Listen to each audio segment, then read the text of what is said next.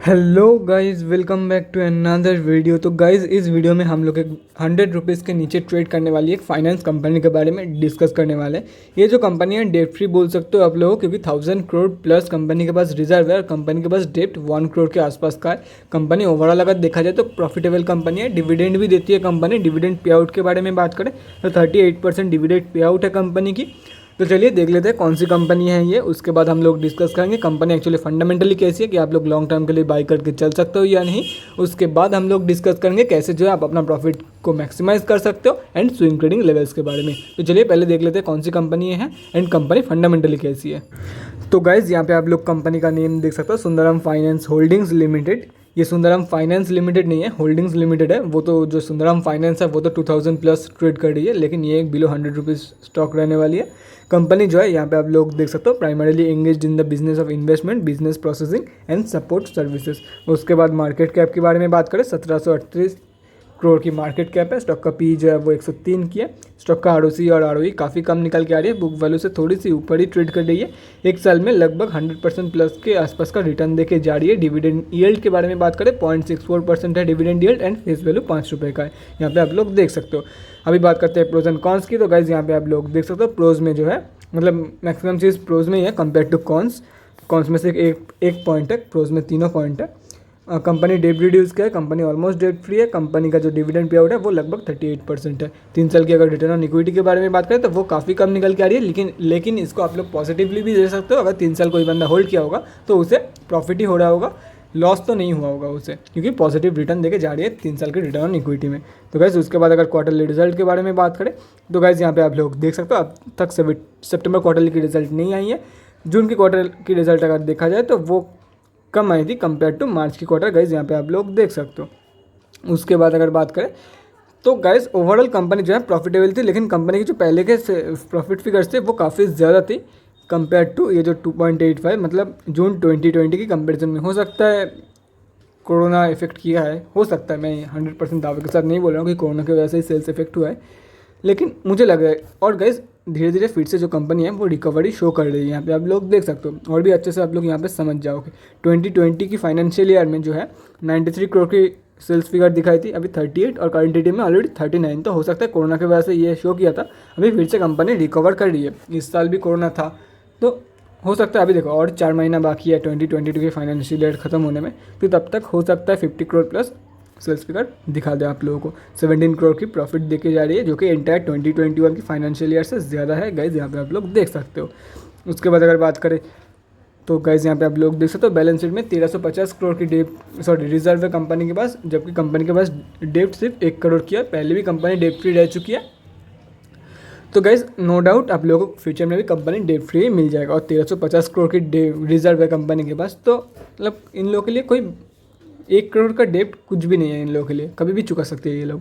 उसके बाद cash flows के बारे में बात करें, -1 करोड़ की कैश फ्लो है कंपनी के पास। शेयर होल्डिंग पैटर्न यहाँ पे मेंशन नहीं है।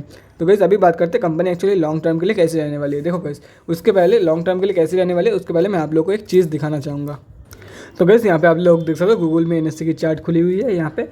और अगर बात करें 5 साल में, तो कंपनी देखो 5 साल तो अभी नहीं हुआ है कंपनी को लिस्टेड हुए NSE में। बाकी अगर बात करें कंपनी जो है वो 5 सालों में अगर देखा जाए, 5 सालों में क्या ही बोल रहा हूँ, जब से कंपनी लिस्टेड हुआ है तब से अगर बात करें, एक सेकेंड गाइस, हाँ तब से अगर बात करें, यहाँ पे आप लोग मैक्स चार्ट देख सकते हो, तब से अगर बात करें कंपनी -71.10% के रिटर्न देके जा रही है। लेकिन ये जो फॉल था वो स्टार्टिंग के टाइम पे ही हो गया था। बाकी अगर यहाँ से देखा जाए तो कंपनी जो है एक ही रेंज पे कंसोलिडेट कर रही है काफ़ी दिनों से। अगर 1 ईयर की चार्ट देखा जाए तो गाइस यहाँ पे आप लोग देख सकते हो, 1 ईयर में पॉजिटिव रिटर्न ही कंपनी देके जा रही है। बाकी अगर ओवरऑल देखा जाए इसके मतलब काफ़ी ज़्यादा कंसोलिडेट करती है ये कंपनी। तो स्विंग ट्रेडिंग लेना ऐसा कोई हार्ड काम नहीं होगा, मतलब टफ काम नहीं होगा इस कंपनी के लिए, क्योंकि नीचे के लेवल पे बाई करके ऊपर के लेवल पे सेल करना है। वो तो मतलब इजी लेवल आप लोगों को पता चल जाएगा कंपनी के बारे में। लेकिन अगर आप लोग शॉर्ट टर्म के लिए बाई करना चाहते हो तो चलिए पहले बात कर लेते हैं। अगर आप लोग लॉन्ग टर्म के लिए बाई करना चाहते हो, देखो गाइस कंपनी धीरे धीरे रिकवर कर रही है। मैंने भी आप लोगों को दिखाया करंट ATM में मार्च 2020 मतलब 2021 की एंटायर फाइनेंशियल ईयर से रिकवरी ज़्यादा प्रॉफिट शो कर रही है, तो रिकवर कर रही है कोरोना के बाद। तो guys you can definitely go for 5 years and long. बाकी अगर कंपनी के ऊपर भरोसा है तो ही लॉन्ग टर्म में इन्वेस्ट करना। बाकी गाइज मैं आप लोग को बोलूँगा कि शॉर्ट टर्म में भी ले सकते हो, बट ऐसा कोई रिटर्न देके नहीं जाइए। उस हिसाब से कुछ रिटर्न नहीं दिया है कंपनी ने। 68.68% एक साल में ये कुछ मतलब जमा नहीं मुझे। अगर ईयर टू डेट के बारे में बात करें तो गाइज देखो, मतलब लंबा 11 महीने में 17% के सिर्फ रिटर्न दिया है। तो गाइज आप लोगों के ऊपर है, अगर कोई बाई करना चाहता है। देखो गाइज, अगर आप लोग बाई करना चाहते हो तो मैं आप लोगों को शॉर्ट टर्म से ज़्यादा लॉन्ग टर्म ही रिकमेंड करूँगा, क्योंकि शॉर्ट टर्म में बाई करने का कोई फ़ायदा नहीं है। शॉर्ट टर्म में देखो 17%, तो गाइज एक दिन अगर अपर सर्किट लग जाए कोई भी स्टॉक में, तो वो एक दिन में 20% की रिटर्न देके जा रही है। और ये कंपनी 11 महीनों में 17% की रिटर्न दिया है सर, और सिर्फ 18% ही पकड़ लेते हैं। क्या ही बोले गाइज, मैं आप लोगों को इसलिए मैं बोल रहा हूँ शॉर्ट टर्म के लिए। शॉर्ट टर्म कैपिटल गेन मतलब अगर आप लोग 12 महीने से पहले प्रॉफिट बुकिंग करने के बारे में सोच रहे हो तो वो शॉर्ट टर्म कैपिटल गेन के अंदर आती है। वो शॉर्ट टर्म ट्रेडिंग बोलते हैं उसे। 12 महीने के अंदर अगर आप लोग प्रॉफिट बुकिंग करते हो, तो अगर 12 महीने के अंदर प्रॉफिट बुकिंग करने का माइंडसेट है तो गाइज मैं आप लोग को ये कंपनी बिल्कुल भी रिकमेंड नहीं करने वाला हूँ। बाकी अगर आप लोग लॉन्ग टर्म के लिए जाना चाहते हो then you can definitely go for it. बाकी कंपनी के ऊपर भरोसा होना चाहिए। तो चलिए अभी बात करते हैं आज कितने क्वांटिटी में ट्रेडिंग हुआ है, उसके बाद हम लोग डिस्कस करेंगे कैसे जो है आप अपना प्रॉफिट को मैक्सिमाइज कर सकते हो एंड स्विंग ट्रेडिंग लेवल्स। तो गाइज यहाँ पे आप लोग देख सकते हो कंपनी जो है निफ्टी फाइनेंशियल सर्विसेज में लिस्टेड है। बाकी आज के बारे में बात करें 1,39,404 क्वांटिटी ट्रेड हुआ है, जिसका वैल्यू लगभग 111 लाख रुपीज़ के आसपास निकल के आ रही है। पेंडिंग ऑर्डर क्वांटिटी के बारे में बात करें 79.9 रुपीज़ के प्राइस पॉइंट पे 3,644 सेलिंग ऑर्डर पेंडिंग है। उसके बाद अगर डिलीवरी पोजीशन के बारे में बात करें 47.69% जो है वो डिलीवरी परसेंटेज निकल के आ रही है कंपनी में।